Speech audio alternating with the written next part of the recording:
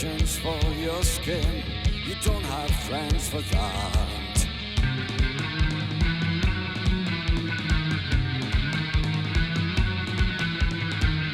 You don't have riches for your fears, no safety exercise.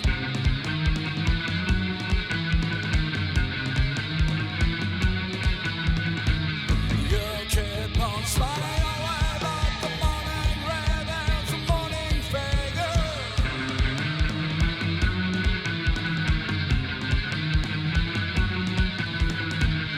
You don't have seconds for yourself, but many years to cry.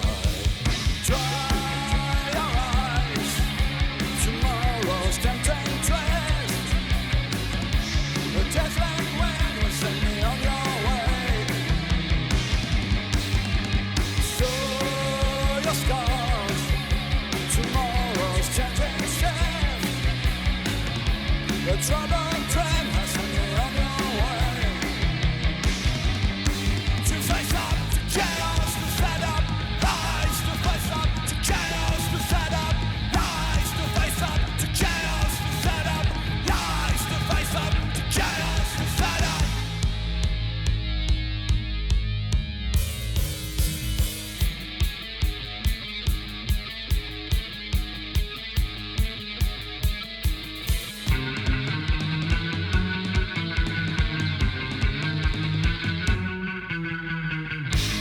You don't hide secrets from your heart. You don't have time for that. No disconnected mind from soul. No bearable surprise. You keep on getting away, but the more it's given, the more it's bigger. You have no missions for your sake, but many tears to drown. Dry your eyes, tomorrow's tempting twist. The dazzling wind will send me on your way. Show your scar, tomorrow's tempting shift. The troubled train has sent me on your way. To face up to chaos, to set up lies. To face up to chaos, to set up lies. To face up to chaos, to set up lies. To face up to chaos, to set up.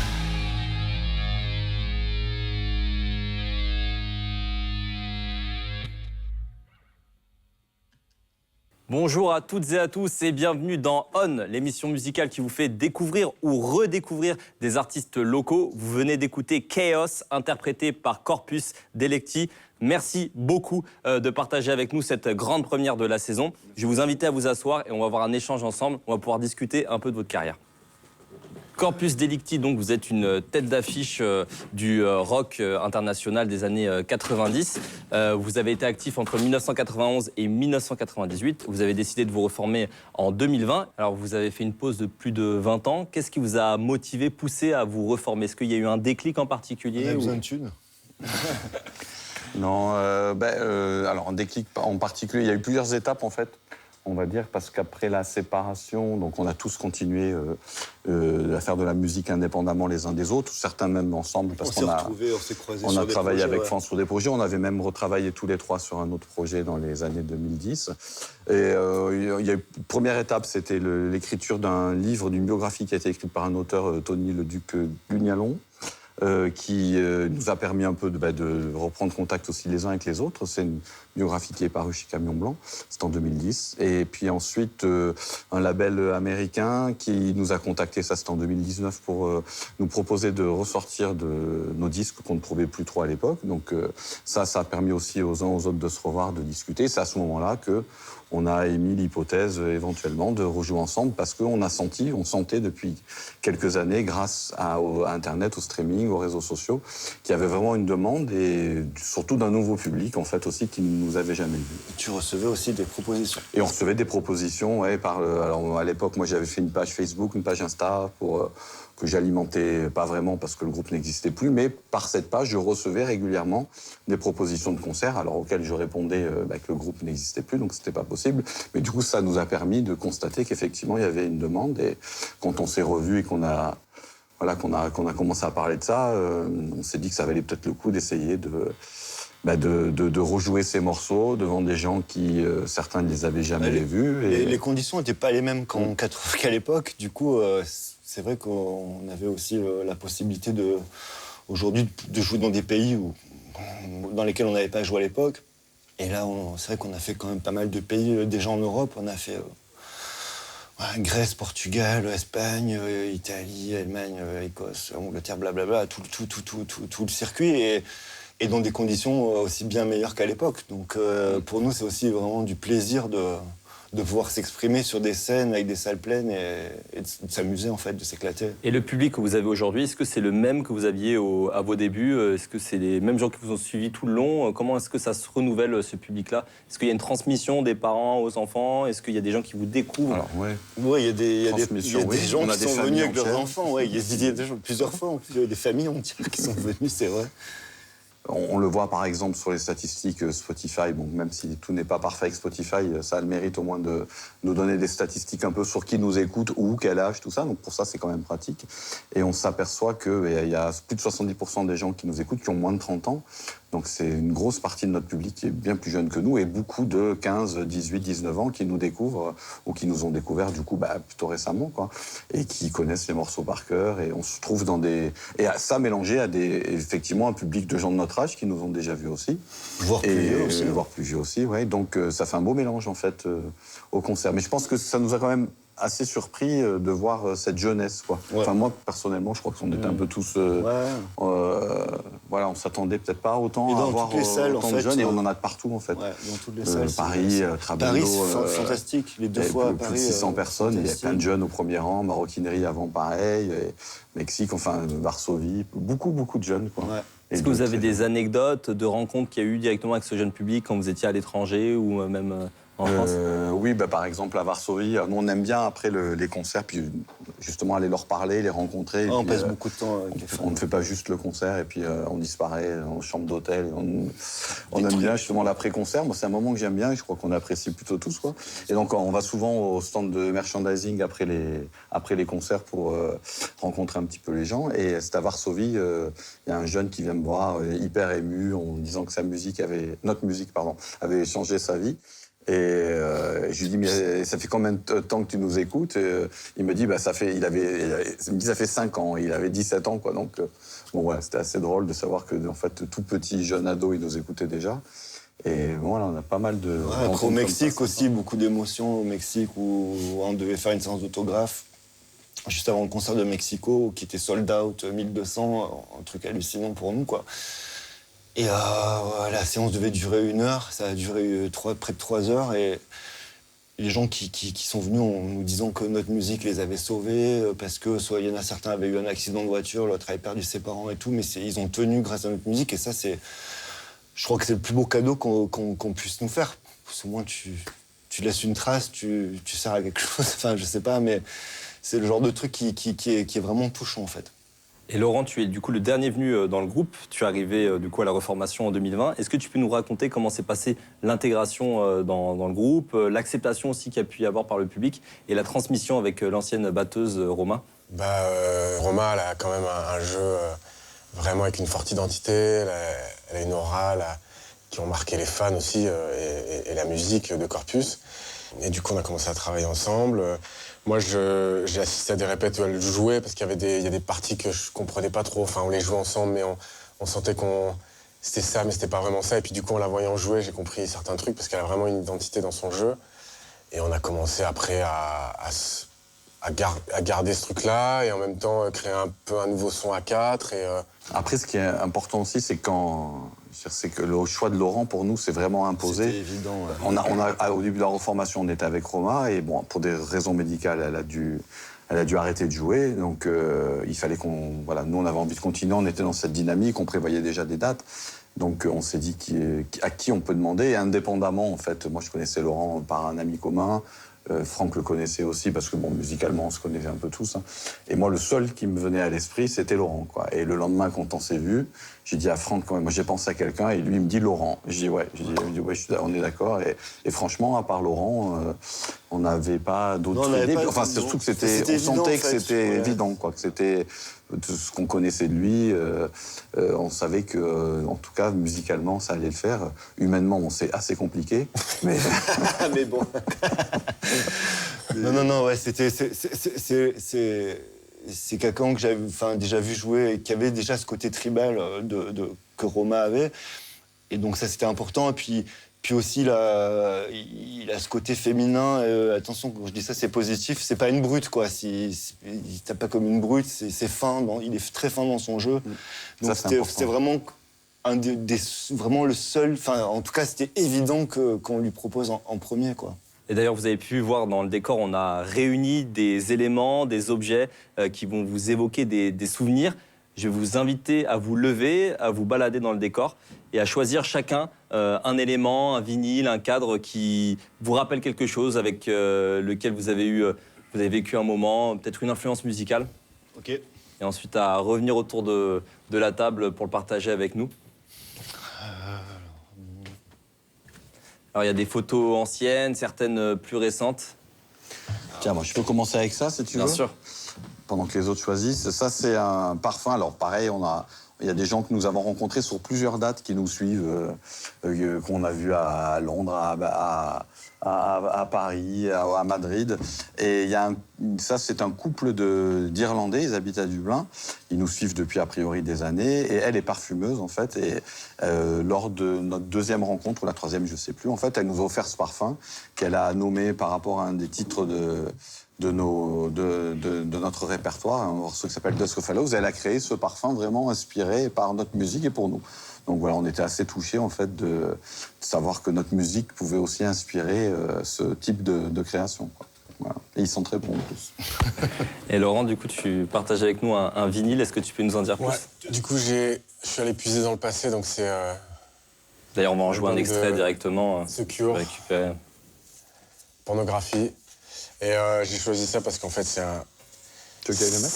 C'est un disque sur lequel j'ai un peu après à jouer de la batterie. J'avais un copain, un ami d'enfance, c'est mon ami d'enfance, Yann, qui jouait de la guitare et reprenait des chansons de Cure. Et du coup, on s'était fait une batterie avec des Tupperware. Donc il m'a mis une paire de baguettes dans les mains, il m'a dit voilà, on fait comme ci, comme ça. Et du coup, voilà, j'ai commencé à prendre les baguettes sur la musique de The Cure. Et Franck, peut-être, tu peux... Alors moi, j'ai très vite fait groupe sous-estimé, vraiment sous-coté, The Sound, à découvrir, vraiment. Et après, j'ai choisi cette photo parce qu'en fait, c'est la photo... Il y a beaucoup de choses dans cette photo. Il y a beaucoup de choses dans cette photo. En fait, c'est le jour de la sortie de Twilight, du premier album. Et c'était à Hit. Et Christophe travaillait là-bas et ils avaient aidé à produire le pressage. Et qui est qui sur la photo? Et parce qu'on donc, il y a... Tu ne pas changé du tout, je vois pas pourquoi. C'est un peu vexant comme question, excuse-moi. Mais... il y a juste Laurent qui a remplacé Laurence. Sinon, c'est nous trois. Et c'est moi. Ça se voit, hein, que ça se voit. Je ne serais pas trompé. Là, c'est Christophe. Et voilà. Et Franck est là. Et c'est une photo où je me rappelle exactement l'instant. Et la fierté aussi. La fierté, l'instant. Et enfin, à l'époque, moi, j'avais 19 ans. C'est dingue aussi. Ça existe encore ce lieu-là ou... Non, justement, ils ont plus ou moins fermé. Enfin, à cet endroit-là, c'est fermé. Mais très récemment. Hein. Très récemment. Il y a quelques mois. Là. Ils ont ouvert juste à côté. Mais ce magasin a tenu 40 ans quand même. Ouais, c'était l'endroit. D'ailleurs, Christophe et moi, on s'est rencontrés au magasin. Sans ce magasin, peut-être qu'on ne serait pas là en train de te raconter tout ça. Voilà. Christophe, je vois que tu as choisi... Ah oui, alors ça, c'est quand même une belle chose. On a joué à Cognac, c'était notre deuxième concert tout de suite après la MC Pico. Et à Cognac, ils nous ont offert cette belle bouteille de cognac avec le nom Corpus Delicti. Et je trouve que c'est vraiment super beau. Et une bouteille que vous n'avez pas bu, donc... Ah non, on n'y touche pas. C'est les autres. On l'a remplacé par du thé, là. Voilà, on n'y touche pas absolument, elle est scellée. Non, on a bu les autres où il n'y avait pas le logo. Et puis j'ai pris une photo aussi justement de ce qu'on parlait de la séance de dédicace à Mexico. Et c'est quand même assez touchant de voir une file comme ça de gens qui, de l'autre côté de la planète, qui veulent une dédicace, quoi. Ça nous a fait quelque chose quand on est sorti du van et qu'on a vu tous ces gens. Et ouais, c'est un grand moment, ça aussi. Ouais. Donc vous avez tourné dans beaucoup de pays partout dans le monde. Est-ce qu'il y a une scène ou un endroit en particulier qui vous a marqué? Puis il y en a plusieurs, personnellement. Moi, je dirais Athènes et Moi, quand on me Mexique. pose cette question, je passe directement à Athènes d'abord. Ah, pas moi, non. Qu'est-ce qui s'est passé à Athènes en particulier? C'est des fous. C'est des fous, les... moi, Athènes, c'était pas le plus gros, parce que là, C'est pas le c'était plus une gros, salle non, de non, 300 non. personnes. Mais en folie, des gens en folie, et un accueil hallucinant. Ils chantaient toutes les paroles, ils étaient excités du début jusqu'à la fin. Et je crois avoir entendu qu'il y a eu une bagarre à Oui, Athènes. ils se bagarraient pour la setlist. Ouais. La setlist, ils sont... C'était à ouais, Athènes, ouais. ça. C'est Athènes, Ah oui, ça. c'est Athènes, ouais, Athènes, ça. Athènes. Ils se battaient, on a dû trouver vite une autre playlist, enfin une setlist à leur donner pour qu'ils se séparent. Non, c'était fou. C'était écrit à la main, vite fait. Ouais, non, moi, perso, c'était deux souvenirs. Déjà, les deux concerts de Paris, pour moi, étaient un gros déclic. En termes de tu vois, tu fais 10 concerts et puis à un moment donné, t'en as un où tu te fais passer un palier. Et les deux concerts de Paris ont eu cet effet vraiment. Surtout que personnellement, j'ai réécouté, regardé tous les concerts depuis le début, tout, en entier. Pour voir ce qui va pas, ce qui marche, garder ce qui marche et travailler ce qui marche pas. Et les deux concerts de Paris, voilà. Le deuxième de Londres aussi, c'est le concert où je pense qu'on a le mieux joué. Je sais pas, c'était tellement fluide. Ça m'a marqué. Puis la scène au Portugal, où là, tu joues devant 2000 personnes à 2h du matin, devant un château devant toi, c'est hallucinant, quoi. Et ouais, Après, voilà, chacun... Mexico aussi, quoi, parce que Non, Mexico, Bah ouais, quand tu Mexico réécoutes aussi. le live... Mexico, c'est le début où de les gens tout ça, en fait. chantent les paroles aussi, et il y a pas mal de monde dans la salle. Enfin, c'est Mexico. c'est un super souvenir. Ouais, quoi. Mexico, Des mots, ouais.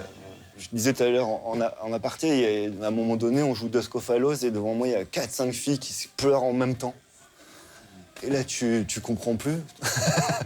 Donc même toi, c'est hyper touchant. T'es même, déstabilisé, quoi. Même Pico, le premier concert, il était vachement fort, intense, émotionnellement. C'était waouh, vous prenez comme ça là. On s'attendait pas. On s'attendait pas. On s'attendait à quelque chose quand même, mais on savait pas quoi. Quand on avait Tu fermé les entends le monde et rideaux, tout, enfin, c'était... les rideaux étaient fermés. Quand ça s'est ouvert, c'était oh. Ils nous renvoyaient une énergie. énergie incroyable, quoi. Ils étaient tellement heureux, ça se voyait sur leur visage, quoi. Non, c'était fort ici aussi. Ouais. Bon, merci beaucoup d'avoir partagé tout ça avec Merci à nous, vous. ces Merci à moments toi. de vie, ce moment de carrière. Je vais aussi remercier du coup la MJC Pico que vous avez cité, qui nous accueille encore aujourd'hui, qui joue un rôle formidable pour la scène musicale locale. Et je vais inaugurer avec vous un nouveau rituel qu'on va faire à On. Je vais vous prendre en photo autour de ces objets-là que vous avez réunis autour de la table. Ok. Et ensuite, vous allez nous interpréter Sarah Band en live. Est-ce que vous pouvez vous rassembler, peut-être deux qui se mettent derrière avec la photo, c'est super. C'est dans la boîte? Ah non, je crois pas. Attends, faut que je recharge. C'est pas numérique. On est bon. Merci beaucoup. Merci. Merci à vous d'avoir choisi notre émission et je vous dis à dans un mois. Bonne écoute, bon visionnage.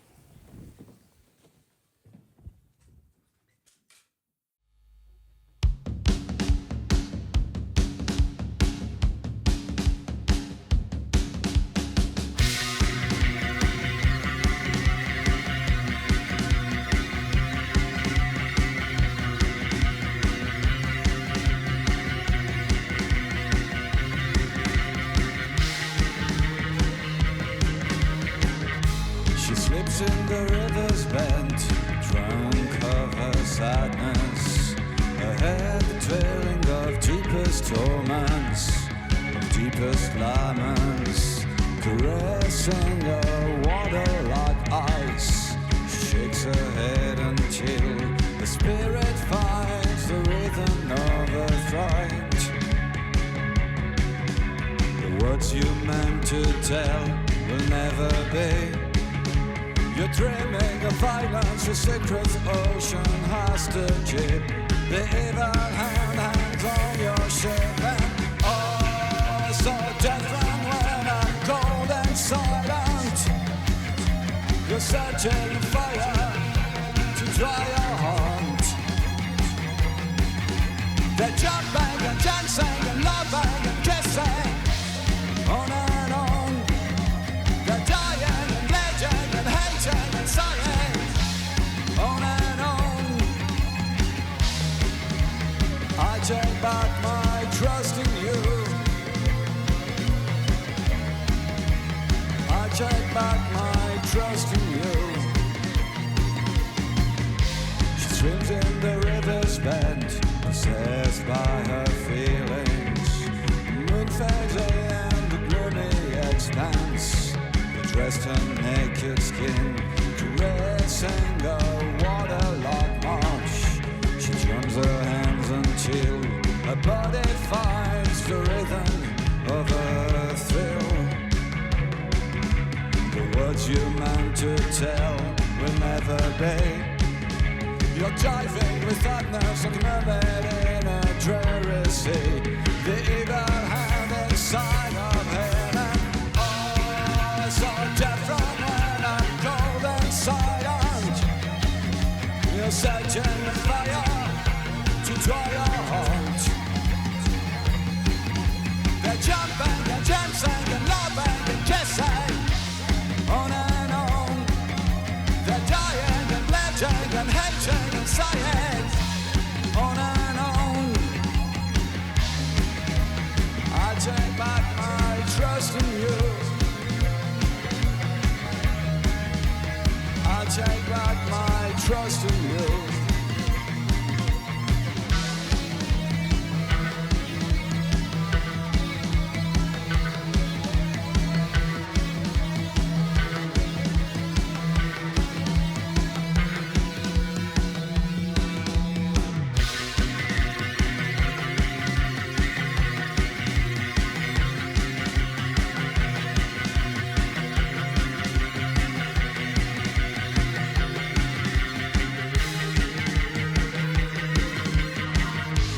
Died in the river's bed, drawn by her sorrow.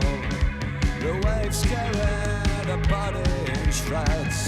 The soul will follow, and the words he meant to tell will never be. He's diving with sadness in unknown dark and spellbound seas.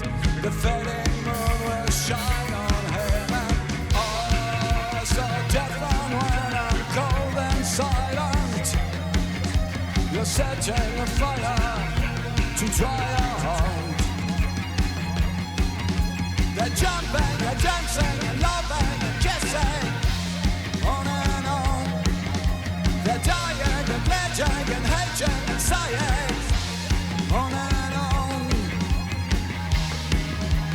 I take back my trust in you. I take back my trust in you. My trust in you.